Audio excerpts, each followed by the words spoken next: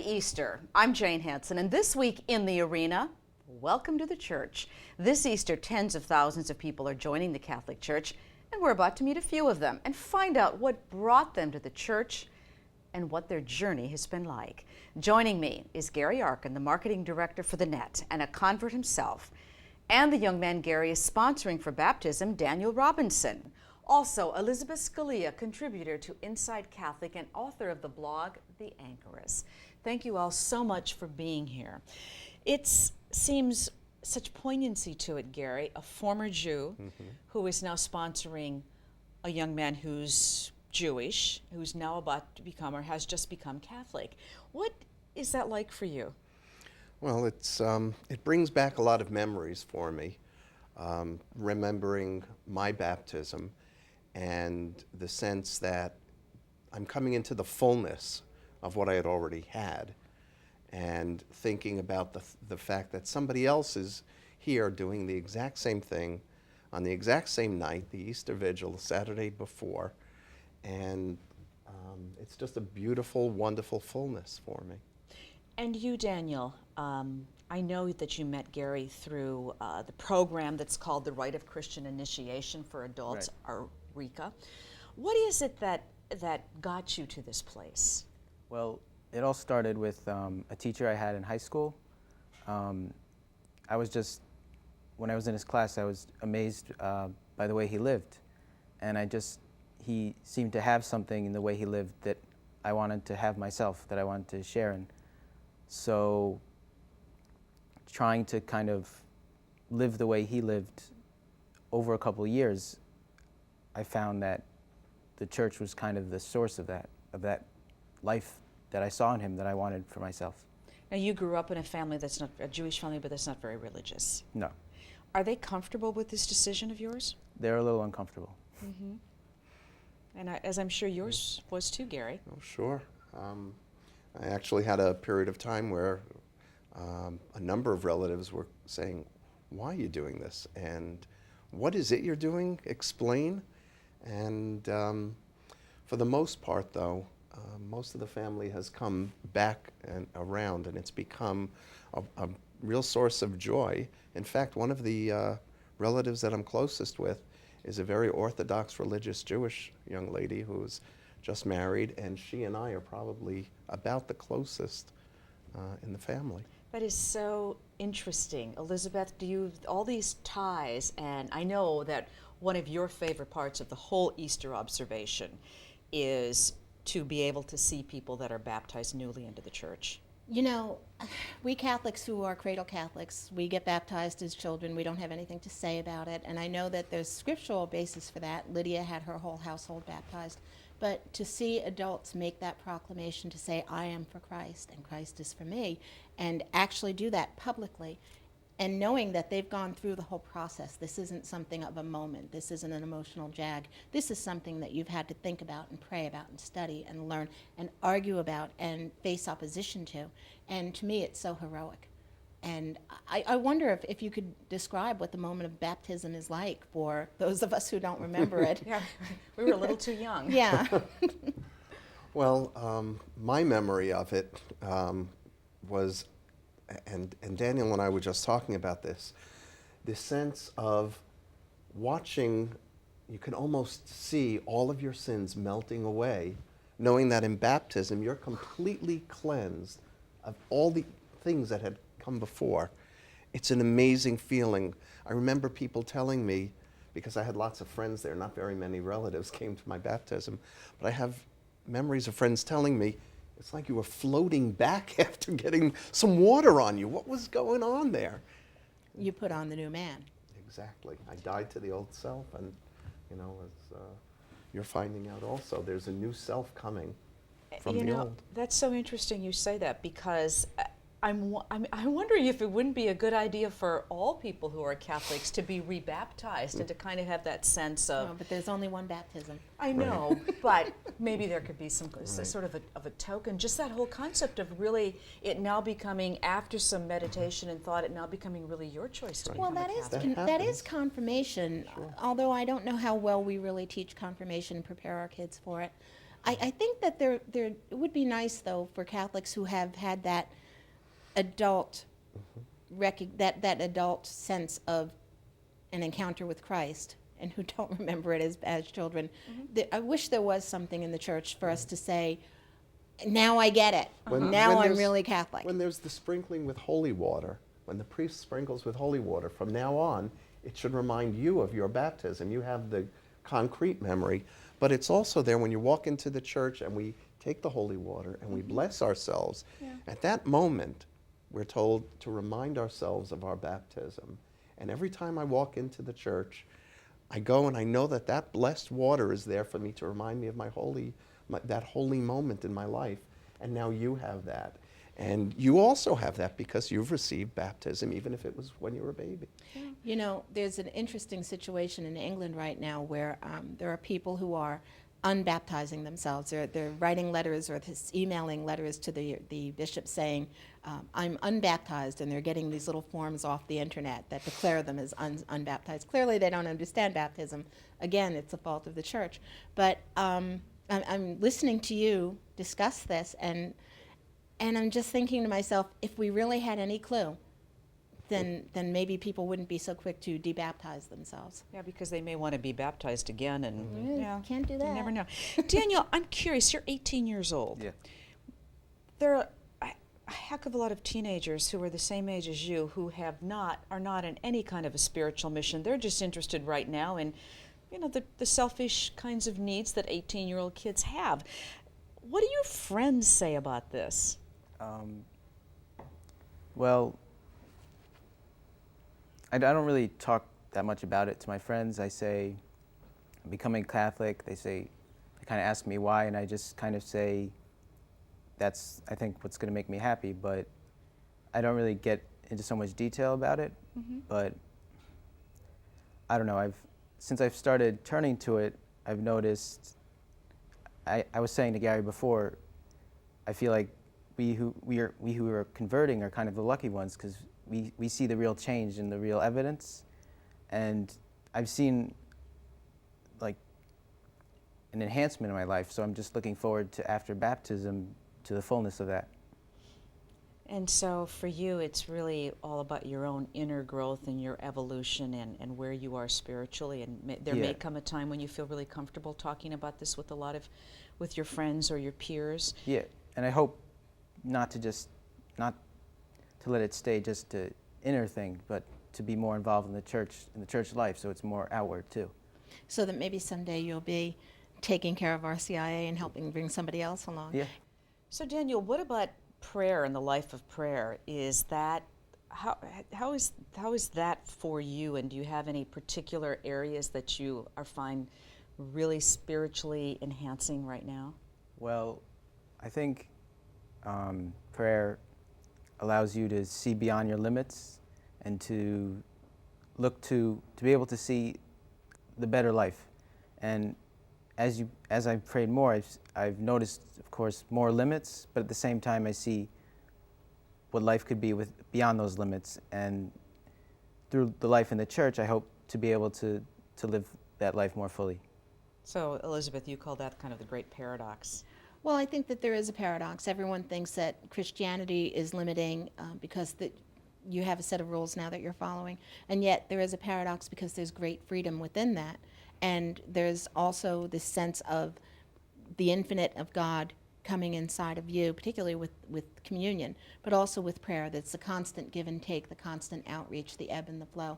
And even when there are dry times in prayer, and you will find them, unfortunately, if you keep at it, you realize that, okay, I'm in a rough patch, but I'm not alone. Everything is still there. You know, one of the things that we've talked a lot about on this program are the foundations of faith, and we've talked about how sometimes families have a difficult time with just being really faithful and encouraging their children to be faithful. I find it so interesting that we have an 18-year-old, we have you, and I'm not going to say anything about your age, but we have you who's now been converted to the Catholicism for almost a decade, and at one point you were really an atheist, and this full cycle thing, and you've got children. It's right. And one of my children is Catholic. My youngest son is now Catholic and came into the church when he was 13. I joke with him and tell him that was his bar mitzvah. But it's amazing when you were talking, Elizabeth, and you, Daniel, about the limits and living beyond the limits.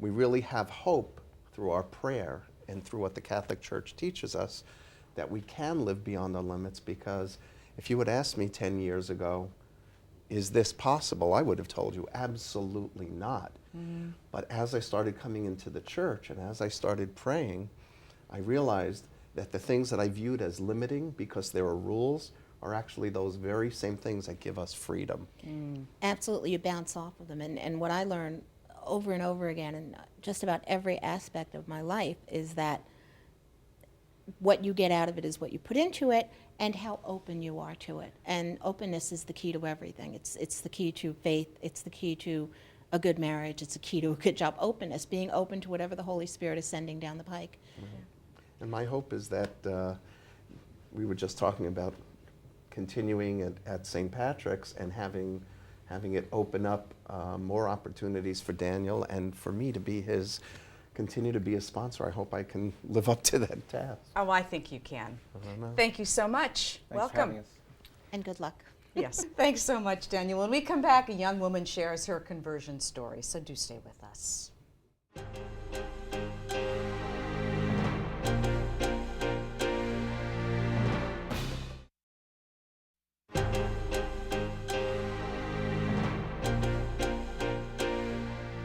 Welcome back. Joining us as we continue our discussion about RCIA and Easter is Linda Hoff, who has just become Catholic, and also Grant Gallicho, Associate Editor at Commonweal magazine, who's been Catholic for a very long time. Thank you so much for joining us. Linda, I understand that this journey to become Catholic really began with your small son. Yes, it did. He was baptized last year at Immaculate Heart of Mary. My very good friend, Kat Rayner, watches him after school, and she started taking him to the CCD class that she teaches there, and the ladies of the church were very concerned that he hadn't been baptized. And so it kind of started with him taking the Catholic journey. And your husband is Catholic, but he hadn't really been practicing or going to Mass. They started going to Mass. Yes. You started going to Mass. And I did, and here Sister we are. Mary Ann saw me coming to Mass and asked if I would like to become Catholic. And you're Protestant as a child, Presbyterian? Yes. And you, did not really observe or have in the last few years? Yes, that's right. I had not been to church actually in quite a few years. And my husband and I kept talking about it, but really never doing anything about it. And then Kat came into our lives, and really things changed from there. It's really interesting that the impetus was your son. Mm-hmm. I'm just curious about, was there any kind of an aha moment when you said, you know what, there's a very clear call to me? I don't know if it was just one moment, but I will say that there is an optimism about my friend, and there has always been a very strong feeling when I would attend Mass of a community and belonging to a community. And I don't know if it was one moment, but sort of a culmination of moments of just feeling like this is where I belong and I'm supposed to be here. Grant's been shaking his head at that. It just sounds like my mom's story a little bit. She was Lutheran, Missouri Synod Lutheran, not necessarily the friendliest toward the Catholics in Chicago, which is where I'm from. And she, I was going to Catholic school. I was baptized Catholic for my grandmother, and she saw the example of the pastor and the way that he related to the Catholic community and the wider community, and she was very moved by that, and that was what inspired her to start studying and reading, she went whole hog in a very short period of time. It was great. Which is really so interesting to me, because sometimes I think when you grow up in a faith, you may tend to take a lot of it for granted, and you also may think, I learned that when I was a kid, I don't need to study it again, and yet when you see somebody who converts when they are a full-fledged adult and can really think through these things, there almost is there's much more of a zeal to it. I'm always struck by how much better educated in the faith our adult converts are than the cradle Catholics. I'm routinely will find myself talking to converts who know so much more than I do, who have read papal encyclicals that I've never bothered to read, who understand parts of the creed that, maybe seem obscure and mystical, and why bother thinking about this. I just am always very impressed with adult converts. One of the things that the United States Conference of Bishops says is that there is actually an increased number of converts in the last couple of years, which I don't know, why? Why do you think so? Why do you think that's happening? Here comes everybody. I think that I was just reading in Richard John Newhouse's book, American Babylon, and he talks about how the evangelicals and the mainline Protestant faiths who have kind of dwindled have lost a sense of ecclesiology in their world, and some of them take it to the extreme that America becomes their religion. Politics and American politics almost becomes their idolatrous religion. And for the rest of them, they're looking for the liturgy, they're looking for ecclesial authority, and they're kind of edging over toward the Catholic Church. And I think maybe he might be onto something there, or he might have been onto something there. Grant? I think that sounds right. I mean, I don't know, I don't have the numbers at the top of my head, but as the mainline Protestant churches have started to dwindle, I mean, there are Catholics everywhere. And my wife is Lutheran. She comes to Mass. She keeps coming to Mass, so there must be something there for her. Besides you, of course. Besides me, and I'm awesome. But no, I mean, I do think it's very, wherever you go, there's a Catholic presence, and if it's a good parish, if it's a good church, if it's a good school, if there's a good pastor, that can be very, very appealing, especially if your own practice, whether it's Presbyterian, Lutheran, has fallen away. Mm-hmm. Linda, I'm curious about what your friends and your family may say about this conversion. Well, people have been very supportive, and I think really for the most part are just very thrilled for me and for Harry, my son, and for our family. Can I ask you, if someone had not come up to you in church and said, "Do you think you would like this?" would you have made that move on your own, or was that one of the things that fell into place for you? That was definitely one of the things that fell into place for me, and for me it's very much being part of a community that is very joyous, and where I really believe that Jesus is part of their lives, and they have made that, and they just shine that. And if Sister Marianne had not come up to me and asked me, I don't know if I would be here today. And if Kat hadn't been part of our lives, I don't know that we would have gotten into that church in the first place. So we're not really known for our evangelical impulses, and yet you say that you responded to the kind of rare occurrence of us doing that.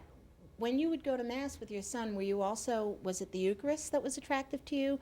Was that ever a thing where you were sitting there saying, I really wish I was getting up to? In the beginning, I don't even know if I thought that, but my son actually pointed out to me, well, Mommy, why don't you go up there? Why don't you take the host? Why can't you do that? And I explained to him, well, I'm not Catholic. Does that matter to you? And it did matter to him. And then, you do sit there, and it is just, I don't know, there is something that is so ancient about the rituals, and I did long for that eventually. I don't know if the first time that I went to Mass I did, but certainly as I sat there Sunday after Sunday, it's something that became very just an important part of the service that I wanted to take part in. You just said something about tradition, and of course this whole rite of Christian initiation for adults, which is RCIA. Yes. Maybe you could just briefly describe what that has been like. It has been just a joyous journey. I mean, I received the schedule and became very overwhelmed at first because I thought, oh my gosh, what have I gotten myself into? This is going to take so much time. But I have looked forward to my classes every Sunday. I have found them to be very just interesting, rewarding. The scrutinies that we went through, the 3 scrutinies, almost a shiver goes through you when it's happening, and to see the congregation just reaching out and praying for you, and it's very moving in a way that certainly if you're baptized as a child or this is something that you've had your whole life, it's not going to be the same. It's a very different experience, and I found it to be very, very moving. It's going to be really unique when your son has his first communion on Mother's Day. Yeah, It is. So, and I understand that he's told you that you probably have some sins to confess. He seems to be able to come up with many that I have to confess, so I'll have that to look forward to. Although, as Elizabeth has already talked about, she got baptism that's just, you know, Yes. cleansed your soul. Yes. Yeah, but once he learns how to really write and he's got the pad and he's following you around saying, Mom, that's the 8th commandment. Oh, Yeah. dear. Interesting discussions, though, that you will be having with him. Yes, yes. Well, welcome to the church. Thank you very much. Thank you so much for sharing your story, Linda. We really, truly appreciate it. We will be back with some final thoughts right after this.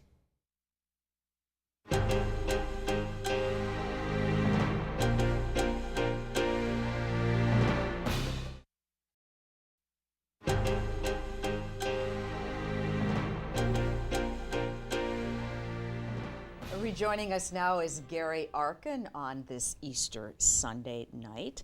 So let's take a little tally. How did we do with our Lenten vows? I did all right.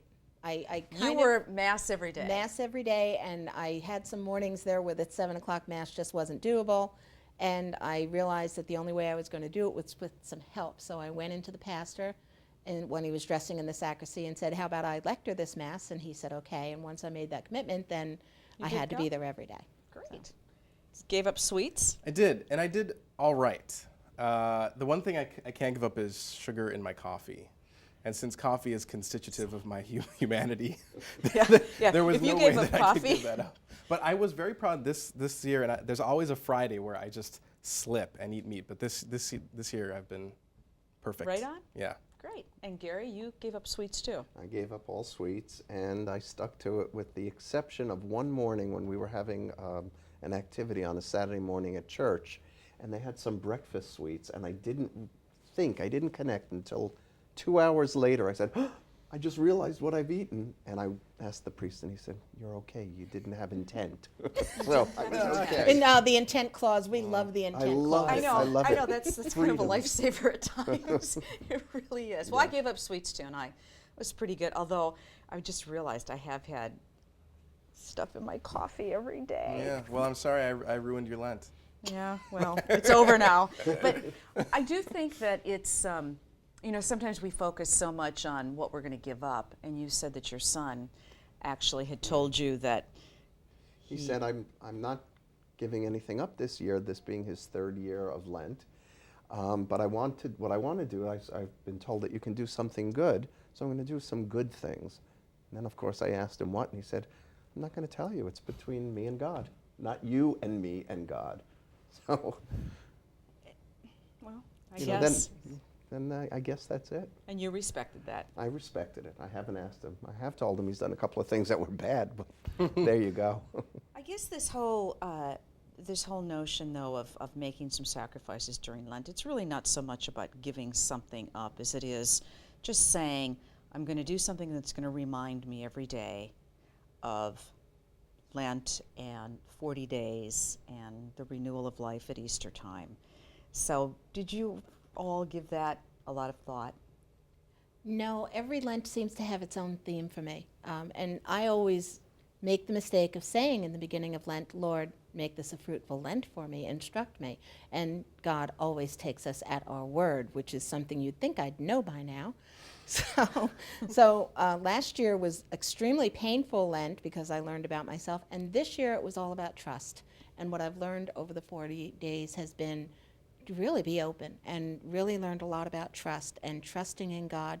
In fact, doing this show has been part of that because this began in the middle of all of that. And I came kicking and screaming, basically, with God saying, it's going to be all right.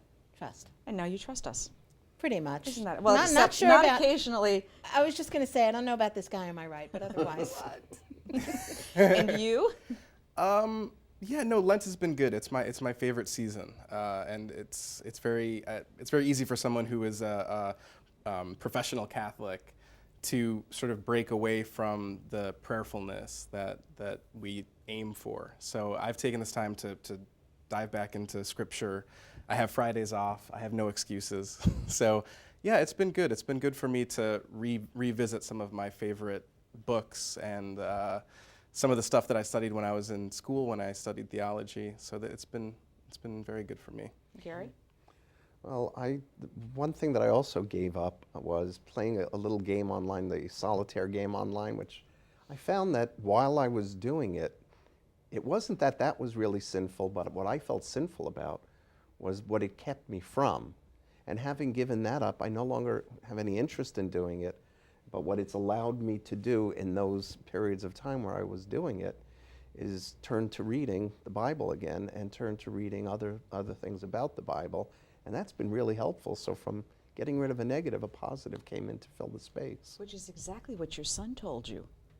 Ooh. Oh, you're right. The wisdom of So man. there we Right, are. there you go. Anyway, happy Easter to all of you. Happy Elizabeth, Easter. thank Happy you. Easter. Grant, thank you. Gary, thank you. Thank you so much for Thank sharing you. your story about your conversion that nearly a decade ago. And thank you so much for joining us on this Easter night. A reminder, you can always watch the net on your computer at www.netny.net. For all of us here, we hope you had a happy Easter. I'm Jane Hanson. I'll see you next time in the arena.